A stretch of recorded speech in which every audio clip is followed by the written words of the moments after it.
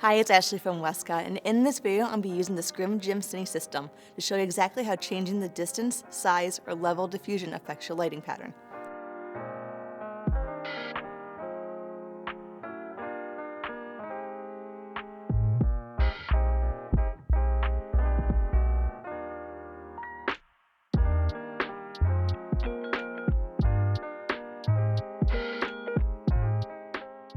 So before I get started, if you're new to our channel, make sure to subscribe to our channel and hit that bell notification. That way you can be first to know when we post new videos. Scrims are often considered one of the most versatile lighting modifiers. Since it has removable fabric, it can be used as a diffuser, a black block, a reflector, or even just a net. For this video, I wanted to focus just on the diffusion fabric. That way I can show you how changing the size, the diffusion level, and the distance of the light can all change your lighting pattern.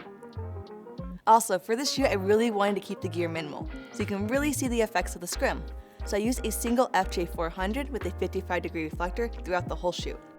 Scrims come in many different sizes, in which each size comes with a different quality of light. The bigger the light source compared to your subject, the softer the light. For the first comparison, I used a 6x6 and a 4x4 scrim, both with a full stop diffusion fabric. Since both are large modifiers, they're going to give you soft light, but with the 4x scrim, you're going to get slightly deeper shadows. You can really tell this under the chin of our model and on the flower stem on the table. With the Scrim Gym system, you're able to build scrims from anywhere from 1x1 to 8x8, so you can build any size that fits your need. To me, what makes the scrim so versatile is the ability to quickly change out the fabric type you're using. With diffusion fabrics, there are several different levels available, anywhere from a quarter stop all the way to a stop and a quarter. Additionally, with the Scrim Gym system, since it has Velcro on both sides, you can actually double your diffusion, giving you even more options. So for this example, I wanted to compare a quarter stop to a full stop, both on a 6x6 frame. Since the one stop is a thicker diffusion fabric, the light will spread out more evenly across it, giving a much more even spread of light across my subject. This means I won't have an intense hot spot on the background and be more even across the whole image. Where on the other end, the quarter stop is going to be a lot thinner, giving me a hot spot and harder shadows. It's important to keep in mind, with the more diffusion material you add, the more light loss you will have. When this happens, you just have to adjust your light whenever you change your fabric. Another way you can quickly change the lighting when using a scrim is to increase or decrease the distance between your scrim and the light source. Since the light is not fixed to the back of the modifier, like with the softbox, you can easily place your light anywhere to get different lighting patterns.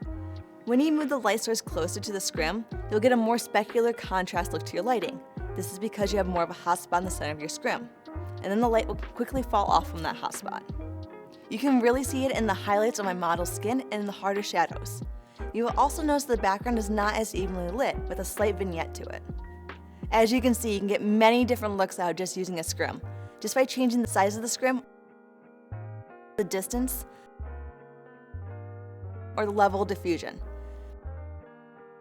This is what makes Scrim so versatile and great for on location in studio for photography and videography. So if you guys have any questions about scrims, make sure to leave them in the comments below. And as always, thanks for watching.